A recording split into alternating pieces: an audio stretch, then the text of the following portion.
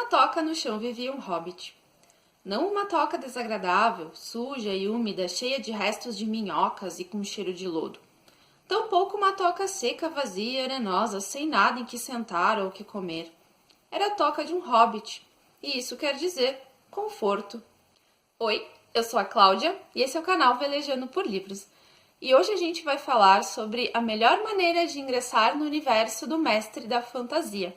E esse trecho que eu acabei de ler é de um livro mágico que vamos discutir hoje. O Hobbit, de J.R.R. Tolkien.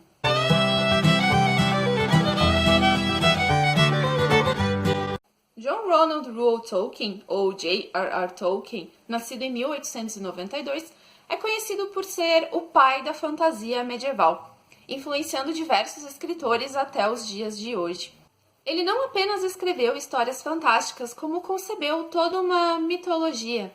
Ele criou não somente reinos, mas todo um universo, cuja criação do mesmo é narrada no livro O Silmarillion. Ele criou diversas raças de seres humanoides e criou para essas raças a sua cultura, a sua linguagem própria. Enfim, Tolkien era um gênio com uma imaginação muito grande. Em geral, a obra que as pessoas mais conhecem do Tolkien é O Senhor dos Anéis, até porque foi a primeira que ganhou uma adaptação cinematográfica, mas antes do Tolkien escrever essa história voltada para adultos, ele escreveu um livro voltado para crianças, com o propósito de entreter os seus filhos. Assim como outros livros também, Mestre Gil de Rã, Roverandom. Mas nesse livro que estamos falando hoje em especial, publicado pela primeira vez em 1937, a gente vai ter todo o embasamento para O Senhor dos Anéis. Vamos conhecer a Terra-média, vamos conhecer alguns personagens que estão nas duas histórias. Temos algumas criaturas fantásticas que o Tolkien criou que também aparecem no Senhor dos Anéis, mas aqui tudo de forma mais leve e descomplicada. No Senhor dos Anéis há uma complexidade maior e as pessoas às vezes travam na leitura até pela descrição dos cenários, que o Tolkien é muito detalhista ali, a descrição de tudo é muito exagerado. Às vezes as pessoas pegam o livro A Sociedade do Anel para conhecer a escrita do autor, mas elas não estavam assim tão encantadas previamente com a história, que talvez viram no filme, talvez não, e não tem uma apreciação muito grande. Talvez por não gostarem de leituras meio densas também, né? E acabam não tendo uma experiência tão legal quanto poderiam lendo Tolkien.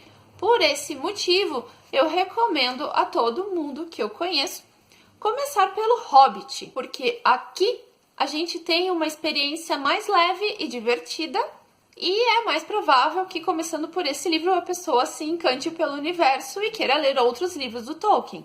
Apesar de ser voltado para crianças, o Hobbit não é um livro bobo. Ele tem uma história envolvente, ele tem sim uma escrita muito boa, afinal ele foi escrito por Tolkien, mas o que eu quero dizer aqui é que ele tem um grau de complexidade menor que o do Senhor dos Anéis, e infinitamente menor do que o Silmarillion, por exemplo, que é uma obra que eu considero uma das mais complexas dele, apesar de ser a minha preferida. Mas a gente pode falar mais sobre o Silmarillion em outra oportunidade.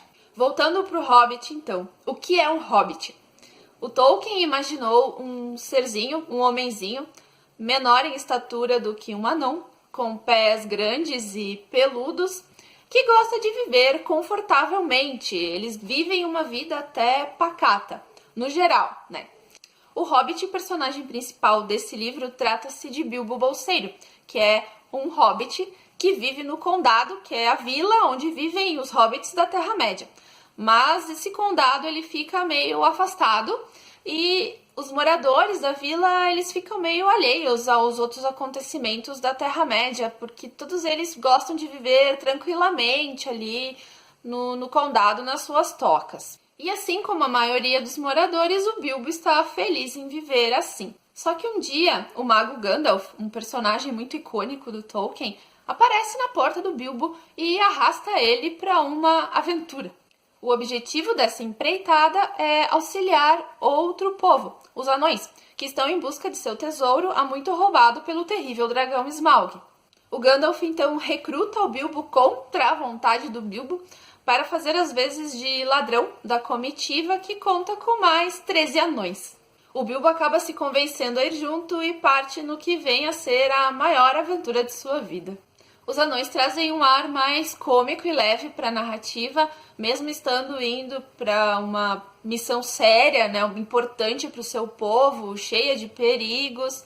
Mas o anão mais sério do grupo é o líder deles, o Thorin Escudo de Carvalho, cujo avô era rei na época em que o tesouro dos anões foi roubado pelo Smaug. Durante a jornada, até chegarem no destino final, eles passam por muita coisa. Eles se deparam com trolls, orcs, aranhas gigantes, elfos, alguns amigáveis, outros nem tanto. Durante essa jornada, o Bilbo vai encontrar a criatura Gollum, muito conhecida no universo do Tolkien. O que ocorre desse encontro deles é um dos fatores que desencadeiam os acontecimentos do Senhor dos Anéis. Então, mais um motivo para ler o Hobbit antes, porque as aventuras do Bilbo vão servir como um prelúdio para o Senhor dos Anéis. O Hobbit é um clássico, ele é escrito de forma bem descomplicada, a compreensão dos fatos é bem fácil. Então ele é uma forma ótima de entender o universo do Tolkien, de se situar ali em tudo que o mestre da fantasia escreveu. Não quer dizer que uma pessoa que começa a ler Tolkien por outra obra não vá também se apaixonar pelo mundo, pelo universo do autor. Eu, por exemplo, comecei pelo Senhor dos Anéis, porque era o que eu conhecia na época, e ler O Senhor dos Anéis foi o que me definiu como uma leitora fã de fantasia épica, de fantasia medieval.